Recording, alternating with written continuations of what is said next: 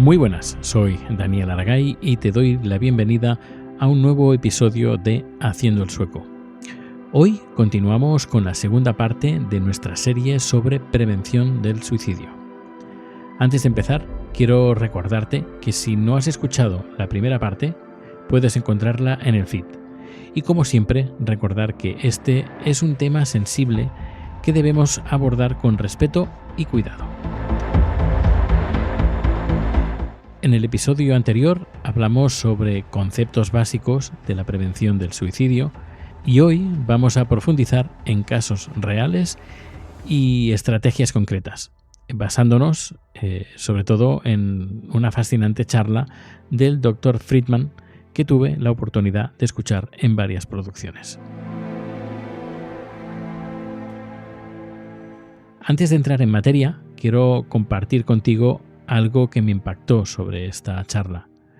Y es que, como sociedad, tendemos a evitar hablar sobre el suicidio. Hay un miedo casi supersticioso a que mencionar la palabra suicidio pueda dar ideas.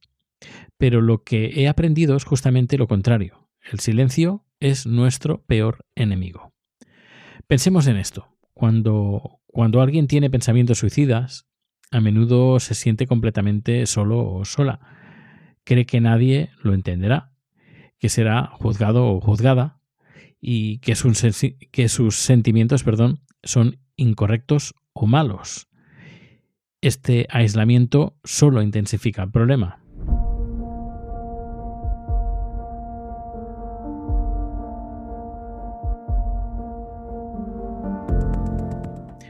Voy a compartirte un caso que el Dr. Friedman presentó y que me parece especialmente ilustrativo. Es la historia de Mark. Es un ingeniero civil de 38 años y te prometo que esta historia te va a ayudar, o creo que te va a ayudar, a entender muchas cosas sobre la prevención del suicidio. Mark es uno de que muchos considerarían un caso de éxito. Súper inteligente, tanto que apenas necesitaba estudiar en la universidad. Trabaja en una empresa técnica importante. El doctor mencionó que hace algo tan técnico que ni él mismo lo entiende bien, y eso ya es decir algo. De hecho, acaba de recibir una oferta de una compañía internacional donde es el único candidato que consideran. Es decir, que su carrera profesional, como dirían aquí en Suecia, va sobre rieles. En el aspecto personal, está casado y tiene 2 hijos. Ha estado con su esposa desde el bachillerato, aunque ahora están en proceso de divorcio. Y aquí hay algo interesante. No es uno de esos divorcios amargos que tanto daño hacen. De hecho, mantienen una buena relación y simplemente se han distanciado con el tiempo. Esto pasa, ¿verdad? Bueno, las personas evolucionan y lo hacen en diferentes direcciones y estas cosas a veces pasan. Pero Mark está deprimido. Ha estado de baja médica durante algunas semanas y tiene contacto con una clínica psiquiátrica. Y aquí me quiero detener un momento para hablar del sistema de salud mental en Suecia, porque me parece muy interesante.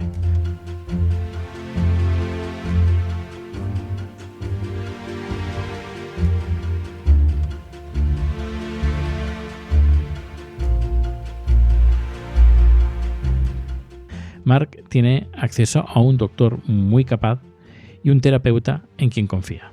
El sistema sueco entiende que la salud mental es tan importante como la salud física.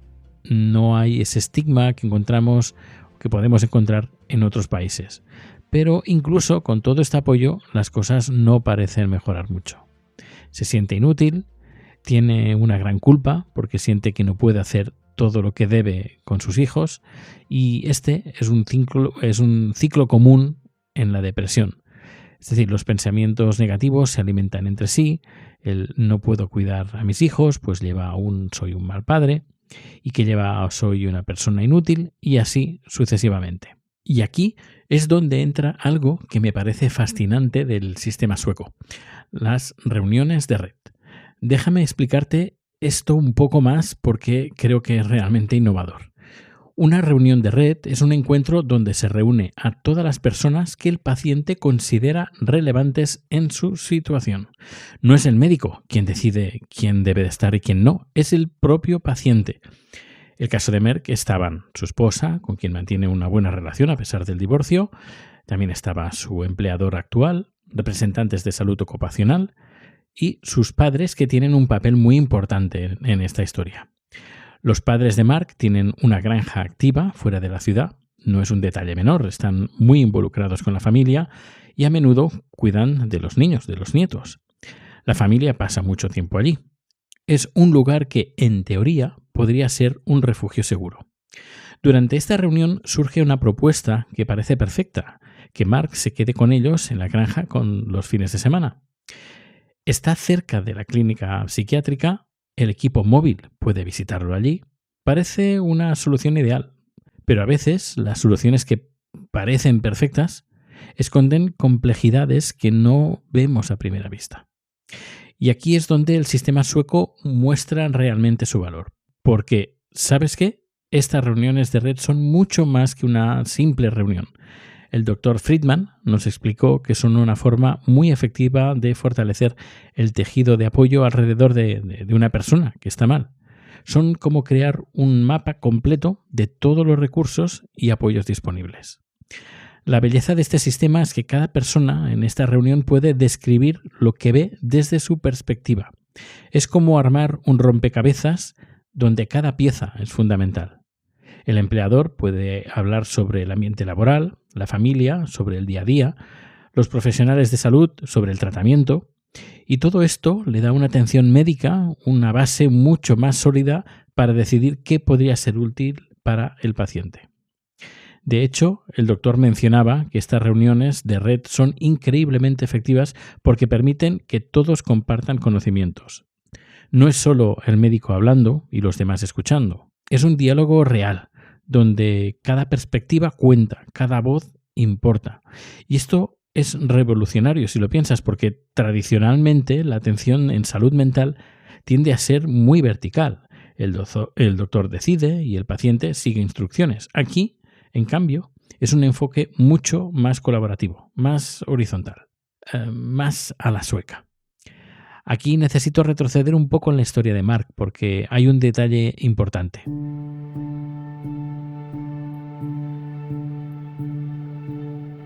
Ya había estado deprimido antes, aunque curiosamente cuando le preguntaban si había tenido depresión, él siempre decía que no. Fue después del servicio militar, cuando estaba por empezar en la Universidad Técnica, un momento de transición importante en su vida, pues ya que había terminado con su novia de entonces, que se llamaba Susie, o le vamos a llamar Susie, y apareció la que ahora es su esposa. Cambio de relación, cambio de vida militar a vida universitaria, en fin, muchos cambios a la vez. Y aquí hay algo a tener en cuenta. Este estudiante brillante, que apenas necesitaba estudiar, reprobó su primer examen en la universidad. Se quedaba en su habitación, mirando al techo, salía a beber y se metía en peleas, algo totalmente fuera de su carácter. El doctor mencionó algo importante aquí. Esto es lo que llamamos curso natural de una depresión. Un primer episodio suele durar aproximadamente 6 meses. Y efectivamente, hacia noviembre de ese año todo volvió a la normalidad. Ahora volvamos a la granja. El padre de Mark, con la mejor intención, pues tiene una idea. Hay una máquina que necesita reparación, algo que está dentro del área de la expertise o de la especialización de Mark. El padre piensa, bueno, como muchos pensaríamos, que no es bueno que esté acostado sin hacer nada todo el día. Y aquí el doctor nos enseñó algo importante, que es que en psiquiatría esto se llama activación conduccional. Es una herramienta terapéutica real, el mantener rutinas para ayudar a que la depresión pues pase más rápido. Es una de las razones por las que no es apropiado estar de baja de enfermedad durante mucho tiempo, si uno puede trabajar, aunque sea parcialmente. Pero Mark está en un lugar muy oscuro mentalmente. Ha estado pensando que si su vida va a ser así siempre, no quiere participar. Y esto es algo crucial en la depresión. Uno se queda atrapado en la idea de que el presente es eterno, que el sufrimiento actual nunca cambiará. Cuando su padre lo presiona para que ayude, algo hace clic en su cabeza. Y aquí viene la parte más dura de la historia. Su razón para estar en la granja no era la ayuda de sus padres, sino el acantilado que está a pocos kilómetros de distancia.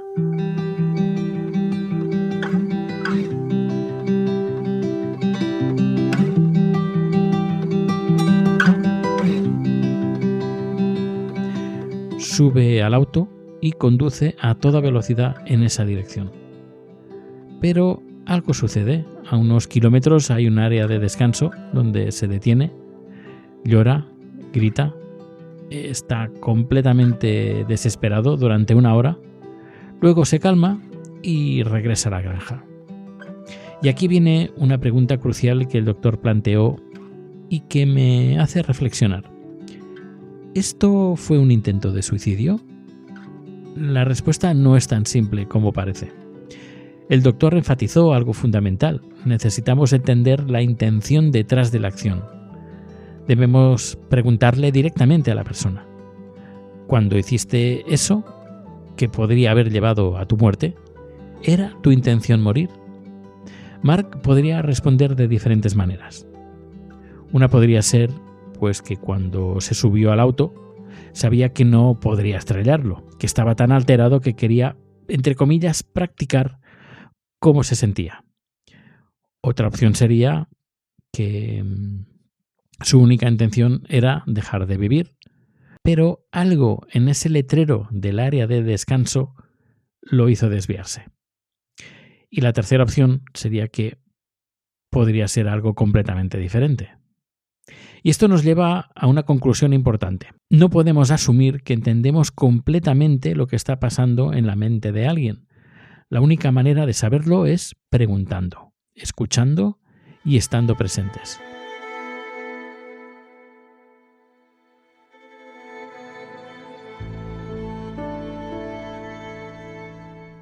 Y ahora quiero hablar de algo que el Dr. Friedman mencionó y que me parece fundamental que entendamos. Las autolesiones y especialmente los cortes. Es un tema del que no se suele hablar mucho, pero que necesitamos comprender mejor. Cuando hablamos con personas que se autolesionan, especialmente aquellas que se cortan, hay algo muy importante que el doctor destacó. La gran mayoría no lo hace con intención suicida. De hecho, cuando les preguntas directamente ¿cuándo te cortaste? ¿Había algún pensamiento de que morirías? Y la respuesta más común es no. ¿Y sabes cuál es la explicación más frecuente que te dan? Pues fue para mover el dolor del alma al cuerpo. Esta frase me impactó muchísimo cuando la escuché. Es una forma de hacer tangible un dolor que es invisible, de convertir un sufrimiento emocional en algo físico que pueden ver y entender. También es importante que sepas que este comportamiento es más común en mujeres, especialmente en chicas jóvenes. Pero aquí hay un dato interesante. Mientras que las autolesiones son más frecuentes en mujeres, cuando hablamos de suicidio consumado, los cortes son mucho más comunes como método en hombres. Y esto nos lleva a un punto crucial que el doctor enfatizó.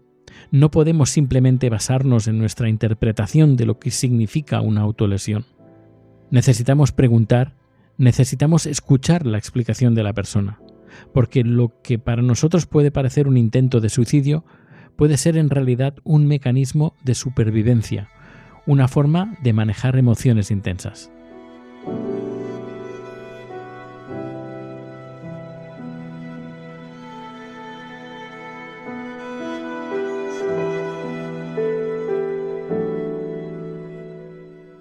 Ahora quiero detenerme en un tema que me parece crucial, los números, porque los datos nos ayudan a entender la magnitud real de los problemas y en este caso son especialmente reveladores. Empecemos por Suecia, que es donde estoy y también es donde el Dr. Friedman nos presentó datos muy interesantes. En Suecia, el suicidio es la causa de muerte más común entre los 15 y los 24 años. Este dato por sí solo ya es impactante, pero hay más. El 94% de toda la violencia mortal en el país es autoinfligida. Es decir, cuando hablamos de muertes violentas en Suecia, 9 de cada 10 son suicidios. Algo que me llamó mucho la atención es cómo han evolucionado las cifras desde 1980. En general, las tasas han disminuido en casi todos los grupos de edad, excepto en los adultos jóvenes. Y hay un dato preocupante. En mujeres jóvenes adultas, desde principios de los 2000, los suicidios han aumentado aproximadamente entre un 0,7 y un 0,8% cada año. Puede parecer un porcentaje pequeño, pero cuando hablamos de vidas humanas, cada décima cuenta. Ahora comparemos estos datos con España, que es donde vengo y seguramente de donde eres tú. En España, según los últimos datos del INE, del Instituto Nacional de Estadística, cada día se suicidan aproximadamente 11 personas. En 2020 fueron 3.941 personas, lo que significa un aumento del 7,4% respecto al año anterior. Es la cifra más alta desde que se tienen registros. Y aquí hay un dato que me parece importante destacar. Mientras que en Suecia la tendencia general ha sido descendiente desde los años 80, excepto los jóvenes, en España hemos visto un aumento constante en los últimos años. De hecho, el suicidio ya es la primera causa de muerte no natural en España, por delante de los accidentes de tráfico. Los patrones por edad y género también son diferentes. En Suecia, como mencionaba el doctor, hay un pico en la mediana edad tanto para hombres como para mujeres. En España, sin embargo, vemos que el grupo de edad con más riesgo es el de mayores de 80 años, especialmente en hombres. Hablando de género, tanto en Suecia como en España se mantiene una constante, que es que los hombres tienen más tasas altas de suicidio consumado. En España, por cada mujer que se suicida, lo hacen 3 hombres. Sin embargo, las mujeres tienen más intentos no letales. Y aquí hay algo que me parece interesante a remarcar de la presentación del Dr. Friedman: los métodos utilizados. En Suecia, cuando se trata de envenenamiento, dominan las mujeres, mientras que en casos de ahorcamiento dominan los hombres. En España vemos patrones similares, aunque con algunas diferencias regionales importantes. Seguimos con más datos. En Suecia, las muertes por suicidio son 6 veces más comunes que las muertes en el tráfico. En España, desde 2008, también mueren más personas por suicidio que por accidente de tráfico, pero la proporción es menor. Y hay algo más que quiero mencionar sobre España. Existe una gran disparidad regional. Por ejemplo, en Asturias y Galicia, pues tienen tasas significativamente más altas que la media nacional, mientras que en Madrid tienen las tasas más bajas.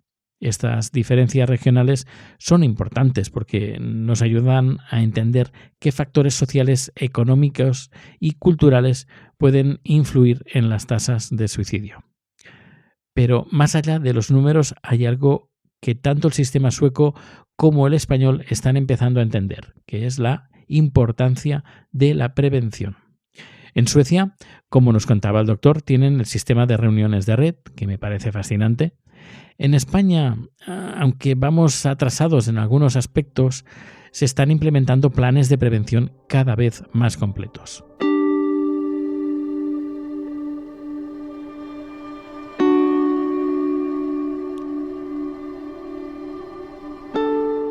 Antes de despedirnos, quiero compartir contigo una historia que el Dr. Friedman nos contó y que personalmente me impactó bastante, y ahora verás el porqué. Es una historia sobre el poder de la esperanza y cómo a veces las palabras correctas pueden salvar una vida. El doctor nos habló de un paciente que había ido al puente Västerbron en Estocolmo, había trepado sobre la barandilla y estaba parado en el exterior, listo para saltar. En ese momento crítico apareció una mujer que se detuvo a hablar con él. Y aquí el doctor nos enseñó algo importante. En estas situaciones No debemos intentar agarrar físicamente a la persona. Hay 2 razones por esto. Primero, que la persona podría intentar defenderse y caer. Y segundo, podríamos ser arrastrados con ella. Lo que debemos hacer es negociar, hablar. Esta mujer hizo exactamente eso. Logró que el hombre volviera al lado seguro del puente y mientras esperaban a la ambulancia, le dijo algo extraordinario. Nunca te olvidaré. Probablemente nunca nos volveremos a encontrar. Cruzo Västerbron a veces y estoy segura de que cada vez que camine por aquí pensaré en ti y me preguntaré qué pasó. Estoy segura de que te irá bien alguna vez. No sé cómo, nunca dejaré de esperar que encuentres tu camino en la vida. ¡Wow! Años después, cuando este paciente ya había dejado atrás los pensamientos suicidas, le contó al doctor por qué esas palabras habían sido tan importantes. Su esperanza de que la vida pudiera mejorar de alguna manera, el saber que había alguien allá afuera que pensaba bien en él y de su vida. Eso se convirtió en un ancla a la que aferrarse en sus momentos más oscuros. Esta historia nos enseña algo fundamental, que a veces mantener la esperanza por alguien que la ha perdido puede ser el regalo más valioso que podemos dar. Como dice el doctor en la consulta, mientras no puedas esperar, yo esperaré por ti. Y cuando sientas que puedas recuperar tu esperanza, entonces sabes que está aquí, entonces puedes venir y recogerla.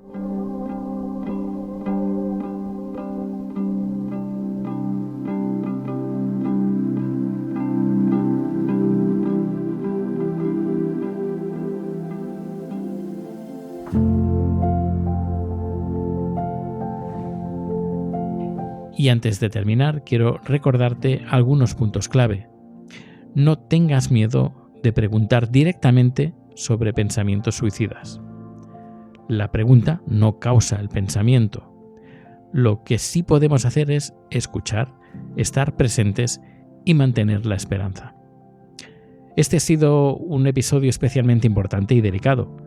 Si te ha resultado útil y interesante, y crees que puede ayudar a otras personas, te agradecería muchísimo que lo pudieras compartir con quien pienses que podría beneficiarse de esta información.